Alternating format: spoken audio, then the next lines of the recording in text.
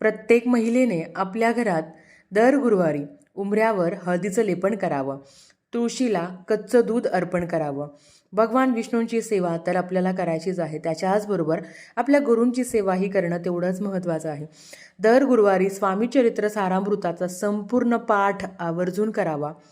गुरुचरित्र अध्यायामधला 14वा अध्याय आणि 18वा अध्याय आवर्जून पठन करावं किंवा श्रवण केलं तरी चालेल. त्याच्याचबरोबर 11 माळी श्री स्वामी समर्थ मंत्राच्या करावा. ही सेवा तुम्ही दिवसभरात कधीही करू शकता. गुरुवार हा आपल्या गुरूंचा वार आहे.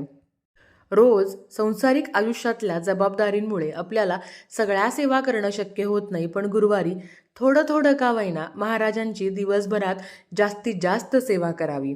गुरुचरित्र ग्रंथामध्ये सांगितलं आहे, जेव्हा ईश्वर आपल्यावर कोपतो तेव्हा गुरु आपल्याला तारतो. म्हणून आपल्याला आपल्या गुरूंची अखंडपणे सेवा करायची असते आणि ज्या